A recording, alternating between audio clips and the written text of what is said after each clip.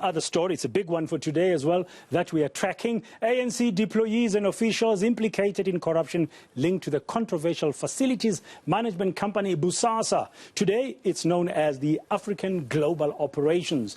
These are just some of the key findings revealed in the third part of the state capture inquiry report. Bosasa is said to have scored billions of rands from state contracts through bribery. Our reporters Heidi, Giokos and Pule Letshwiti-Jones have begun looking into this huge report. And we'll also be joined this hour and this moment by Karam Singh from Corruption Watch, just to get their reaction. He's, of course, in Johannesburg. Heidi, good afternoon, as well as Pule. Good afternoon, and we'll be talking to Mr. Singh as well. Welcome, Mr. Singh. Just stay connected for us. I just want to begin here, just looking at what's coming out of this report. It's very clear that Bosasa had a particular business model under which it operated, okay? And Angelo Agrizzi, who was the main whistleblower, painted the picture very clearly for us during when he was giving his testimony.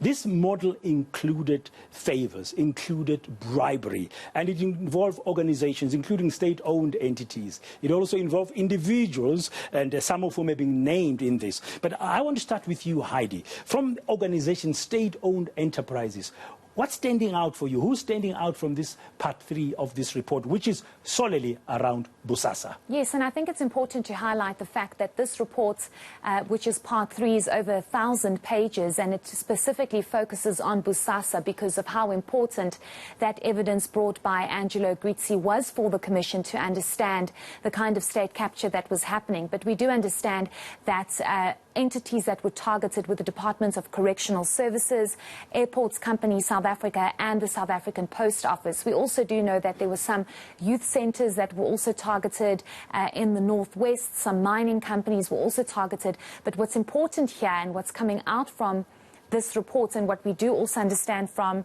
Angelo Agrizzi's evidence brought before the state capture, is that these entities were targeted because it's almost as though there were soft targets within these entities to say, let's bribe you, give me these tenders, I want to be part of this department or this state-owned entity so that we will be able to take out as much money as possible. We'll be able to be awarded these tenders as Bosasa. The modus operandi of Bosasa was very clear, and there's not much new that's coming out of the state capture report from Bosasa because we heard it all basically from Angelo Agrizzi.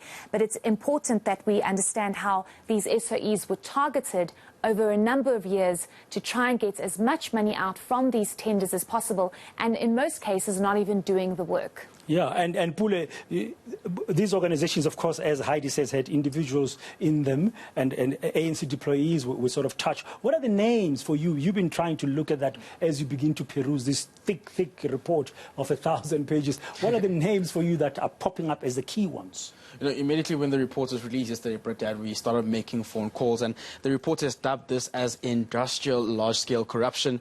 And while we understand Bosasa would have spent 75 million in terms of using that for bribery and gratification to very close, influential, high political leaders who were in the ANC, official bearers, and of course governmental leaders as well. And what we understand is, well, while that's the case, they got about 1.2 billion in terms of business deals from government as well. And we do understand there are key people who were involved in this report, including the former president Jacob Zuma, the chairperson of the Jacob Zuma Foundation, Dudu Mieni, Cedric Follick, ANC member of Parliament, and of course Thabang Makwetla, who is the Deputy Minister of Defence and Military Veterans, and of course the Minister of Energy, Gwede Mantashe. And Gwede Mantashe, we understand at 4 o'clock you'll be briefing the media in Pretoria. Before we continue, I want to bring in Mr. Singh from Corruption Watch. Mr. Singh, as Heidi says, there's nothing new really that's coming out of the report, and we're all looking at consequences, at recommendations. But what's the reaction of Corruption Watch today to the third part of the state capture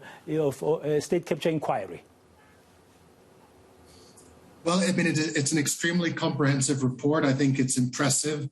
I think what's also noteworthy is that the report doesn't just rely upon the testimony of Mr. Agrizzi, who's obviously a problematic figure. We have information in the report which seems to indicate that much of what Mr. Agrizzi said can be backed up by other kinds of forensic evidence and testimony of other witnesses. So I think, finally, after many years, we have a real substantive record of what happened with Bosasa and how Bosasa was was a key player in moves towards state capture, probably before even the Guptas were at large. We know that there was a SIU proclamation and investigation into Bosasa going back into the early, around the 2010 period, which talked about tender rigging in relationship to Department of Correctional Services contracts. And a lot of that information was exposed in the media, but never saw the light, and there was never any consequences pursued from that. So it'll be interesting to see what happens now in terms of the consequences, whether there'll be a step-aside resolution will be implemented, and what kind of prosecutions we can expect now to flow from these findings. Yeah, we'll talk about some of the recommendations shortly, Mr. Singh. Stay connected, because, in one aspect, Zondo recommending, for example, that there should be prosecution for corruption. In other parts, recommending more investigation. But Heidi, let me come back to you. In terms of some of those state-owned entities, like the Correctional Services Department that Mr. Singh mentions, what you've picked up from the thing, how much are we talking about? How much money have you picked up was involved? Can you remind our viewers? Yes, certainly. So I think overall, from the Departments of Correctional Services, AXA, as well as the South African Post Office, we're speaking over 2 billion rand that was taken, or tenders that were awarded to Bosasa from these state-owned entities. And if you look at it in hindsight, people might say, well, it was only over 2 billion rand.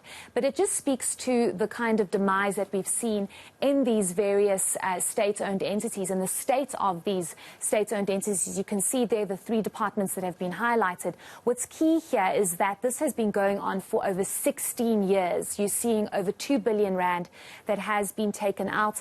Bribes, as Pule has mentioned, we do understand that key individuals were targeted within these various departments, bribes amounting to over 75 million rand for public sector officials over 16 years. For example, in the Departments of Correctional Services, we saw Patrick Gillingham being targeted, being bribed there. You saw Linda MT being bribed and being targeted there. So what you saw was Bosasa targeting certain state-owned entities that also had individuals of some kind of political influence and some kind of political power to say, please give us these tenders, we're going to bribe you. And I actually saw an article now by Farrell Hafaji where she says Dudumieni loved her Louis Vuitton bags and she loved them stuffed. And those were the kinds of things you were seeing, bags stuffed with money, bribed to these individuals to say, please give me that tender. And most of the time, as I mentioned, the work not done.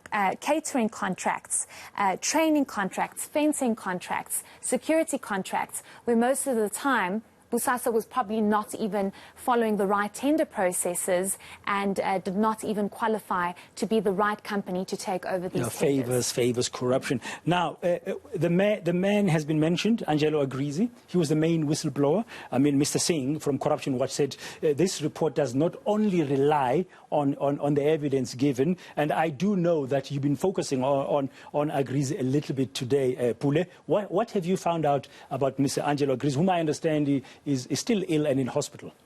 Or do you understand that today he was making an appearance again in court, but he wasn't there, of course, the representative Manny Woods, which are... What is this court case? It's the one in relation with Vincent Smith and the corruption and fraud the former case MP, with the Bosasa, former, yes. And they were appearing in court today, but the matter was postponed because his legal team was saying they're trying to withdraw the case, saying that it has been prolonging for quite some time. And, during the Zondo Commission, he had said quite a few things to say that he'd met with the likes of Dudumieni, in which a docket from the Hawks, which was looking into the corruption cases allegedly linked to Bosasa, was, of course, taken out and stuffed under the carpet, meaning that the investigations would then be delayed as time went on. But most importantly, again, what's important here is when he mentioned the ANC election war room, where then they would discuss matters in relation to ANC elections. But furthermore... That was way back in 2014. Yes, in 2014, Brad. And furthermore, the report says that this would have been used as, an opportunity to influence some of these key ANC officials into trying to ensure that Bosasa would get some of those kickbacks and lucrative business deals. And we spoke to his lawyer earlier on, and he said that they've welcomed the report, and right now they'll see what action will be taken in terms of holding those accountable implicated in the report. Okay, let's take a listen. We have to actually have a look at all the different aspects and see whether or not there's any room for plea bargains. And I think it all really turns out that's the reason for our appearance today. Let's see what his medical and health condition is. and what type of plea bargain, if there's any plea bargain, and what actual allegations there are against him, and whether or not there's self-incrimination, whether that evidence can be used against him in his own trial.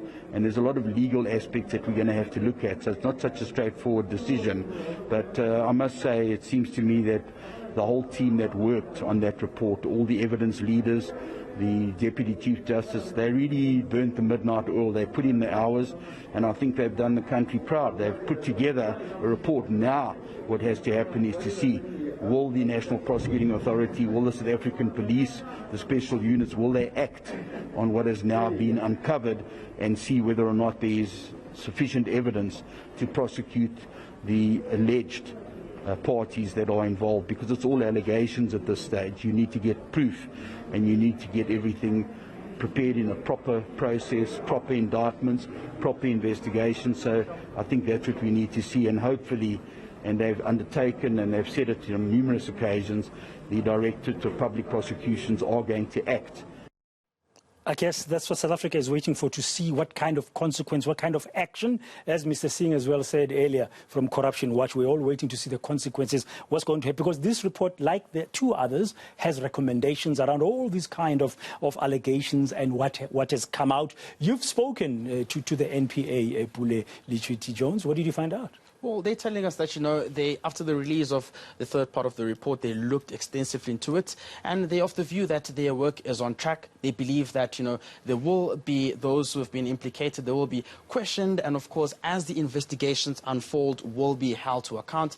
They are quite adamant that they're doing quite a strong job. But before that, Bradana also, had spoken to the likes of Minister of Energy, Gwede Mantashe, who's dismissed the report, saying that it didn't give him a fair opportunity. In fact, he's saying that he will be taking the report on review. We do understand that Nomvula Mkonyane as well, who's an ANC senior official, says that she's consulting with the legal team. We saw the statement released by the Jacob Zuma Foundation yesterday, just after 12 midnight, saying that they will also be, discussing with their legal team regarding what will be the way forward. But I just want you to particularly listen to what the investigating directorate from the NPA says they will be doing when looking into this report. Additionally, these two matters, the Angelo Agrizzi matter for the gratification, as well as the Vincent Smith matter. Vincent Smith matter is back in court on the 6th of April. So it also comes or stems from there. In that particular report, through my glance, it says that Mr. Vincent Smith, was given gratifications, and that those cash gratifications should be looked into. We arrested him in 2020. His matter is proceeding. We've gone as far through investigations, found out that there was SARS elements to it, or SARS failure to declare tax to SARS, valued to about 28 million rand that we've added. That docket also provided to Mr. Vincent Smith. So as the state, looking or glancing at the report from when it came out last night until now, we are on track. 4 matters on the roll, and possibly more to come. There's a lot of work that's more to come. Mr. Singh, from Corruption Watch's time, you did say earlier we're waiting for consequences. Now, there are all sorts of allegations made, and there's a list of recommendations. Some, according to this report, Zondo is recommending corruption charges in terms of prosecution. And now, as we hear, some of the people who are alleged to have taken bribes from Bosasa or benefited financially are saying they want to take these recommendations or these reports on review. We are waiting to hear exactly what Mr. Gwede Mantashe will say this afternoon at 4 o'clock. We'll be taking it live here on eNCA when he does speak to the media later on. But others, like Pule said, the JG Zuma Foundation issuing statements yesterday. From Corruption Watch, this is like a big job to be done by the NPA if there's going to be real consequence here. Absolutely. Now, the NPA really have their work cut out for them. I think a lot of people have been concerned about the language in the report about the need for further investigations. My interpretation of that is that these are not investigations which are going to have to start from inception, that there is a record that's been done. There'll be evidence that'll be transferred over to the NPA. And it's really for the NPA now to evaluate that evidence to determine whether it's sufficient enough to pursue prosecutions. So it's a tough job. The NPA we know, has been decapacitated during this period of state capture. We hope that the recent budget allocations to them will assist them. And we know from the national director that she's made very strong statements that they will prioritize the cases that flow out of the Zondo Commission. So it's really for the MPA to exercise its mandate without fear, favor, or prejudice now. I think the Zondo Commission have done an outstanding a piece of work, and they've really laid the groundwork now for others to take that forward and hopefully really pursue real consequences, because we have had a history of commissions of inquiry without any real justice outcomes. And that's not something that we want to see repeated here. Yeah, there is still that matter of June that's coming up, according to President Matamela Ramaphosa, when he spoke about it at the State of the Nation address, that they're going to receive the reports in the presidency, they will study them, he will present them to Parliament in June, and that's sort of like still to come. Would you, as Corruption Watch, still expect some action of sorts from the likes of NPA even before June? Absolutely. I don't see, the June deadline is something that's never really sat well with us. I think the president and other officials are well placed to now act upon the findings as they've been received. So absolutely, we would expect the MPA to have anticipated these findings and to have already set the wheels in motion to do what they need to do. So yeah, I think the June deadline is of no consequence when it comes to the MPA exercising their mandate. Okay, I'll come back to you for a last question before we close this discussion here, Mr. Singh. Keep on being on the connection there. Heidi, in terms of these institutions, we've mentioned Department of Correctional Services, there was Airports Company South Africa, and a couple of others in terms of what you've seen. I'm just wondering, I mean, since yesterday, have any of them, the authorities on that side, made any comments? We do know the Minister of Energy and Mineral Resources today, Mr. Gwede Mantashe, will be talking to media. We do know that the JGs at Zuma Foundation has given a statement as an example. We know that Nomvula Mukwanyana, according to Pule Letshwiti-Jones, is busy consulting her lawyers. And ANC MP Cedric Frolick has spoken. I don't know what he said, Pule. You'll tell us shortly. But from the organizations, any word at all, Heidi? No, Bradan, no word at all. And I think it speaks to the fact that this kind of corruption and the tenders that were awarded dates back to 2000. So it's a very long time ago. But tenders were awarded time and time again from these various departments to Bosasa. So it also speaks to the kind of state that you find these entities in, especially the South African Post Office.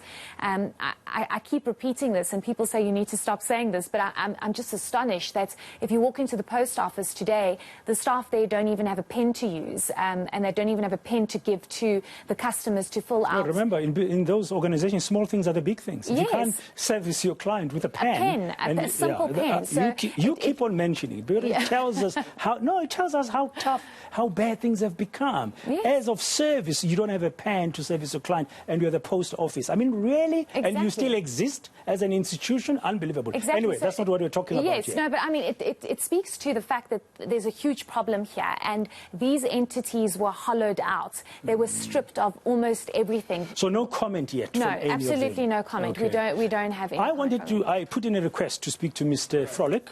He's, of course, an ANC MP currently. He has a very important role in Parliament, and you were in touch with him. He told us that we got a WhatsApp to say, no, I have nothing more to say than what I've told Pule Letshwiti-Jones. What did he tell you? Well, what we understand is that the report, the Part 3, has made a very strong recommendation against Mr. Frolick, saying that he should be investigated for possible corruption after facilitating a meeting between the then ANC MP and, of course, Bosasa. That's Mr. Vincent Smith? That's Mr. Vincent Smith and Bosasa. To try and see how they can get lucrative, business deals for Bosasa. But at the very same time, with Mr. Frolick having received gratifications and, of course, bribery. And I spoke to him, tried to get hold of him yesterday in the evening, didn't answer. Fortunately enough, this morning after I got out of the shower, he calls me and says, listen, I'm studying the report, but within a view of actually, approaching my legal team and taking a step forward. So everybody's studying the report. Corruption Watch, have you finished studying the report? Besides consequence, what would you like to see happening next, Mr. Singh, as we conclude? Well, I mean, we would be interested to see whether the step-aside resolution would be implemented in terms of Minister Mantashe. So we'll look very closely to see what the president will say on that and to see what Minister Mantashe would say. But it would be amazing if somebody from the ANC camp, somebody that was involved in this period, somebody that knew exactly what Bosasa was doing, would come clean and come forward and make a statement to say, we knew Bosasa was corrupt. We knew that they were funding the ANC and we knew it was wrong. No one's ever come forth and said anything close to that. And that, that's so unfortunate in this moment where we're putting our trust in this current leadership to help drive this fight against corruption. And, Jacob Zuma ran away from the commission. He never gave his side of the story. So, there are plenty of people who knew exactly what Bosasa were doing, and very few of them have really come clean with a full version of their story. So to us, that's a huge opportunity missed and a big disappointment. Mr. Karam Singh, thank you very much for your concluding remarks there. You don't have too long to wait. At about 4 o'clock this afternoon, you'll find out what Mr. Gwede Mantashe really will be telling the nation as one of the individuals that have been mentioned here. Thank you very much. Of course, Mr. Singh is the Executive Director of Corruption Watch. And thank you to my colleagues Heidi Giokos and Pule Letshwiti-Jones.